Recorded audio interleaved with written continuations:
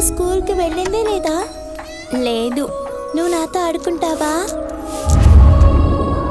రామనామం మధురమైన లడ్డు లాంటిది. గోపాల్ అనే నామం శుభ్రమైన వెన్న లాంటిది. హరి అనే నామం మధురమైన తీపు లాంటిది.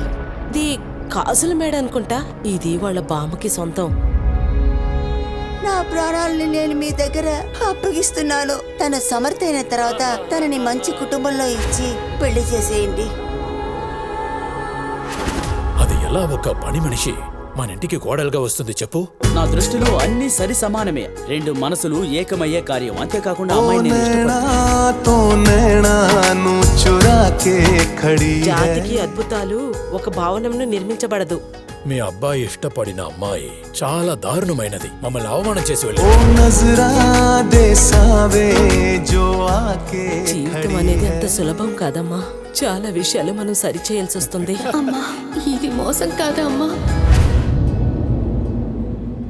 భగవంతుడు నిన్ను కాపాడుతాడు. ఆ భగవంతుడు మళ్ళీ నిన్ను పిలిచాడా అమ్మా? మీరేం చెప్తున్నారు స్వామి? నీకో స్నేహితురాలు ఉండేది కదా?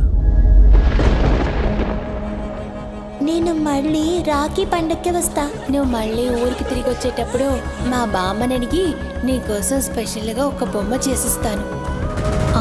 ఈ లెటర్ని మేతాకిచ్చేయండి. నేను చేసిన ఈ పాపాన్ని మోస్తూ నేను చనిపోలేను.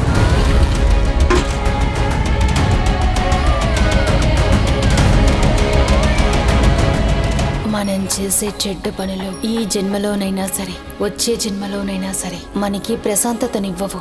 పుణ్యం చేసుకోండి. అప్పుడే ఈ జన్మలోనైనా వచ్చే జన్మలోనైనా జీవితం బాగుంటుంది.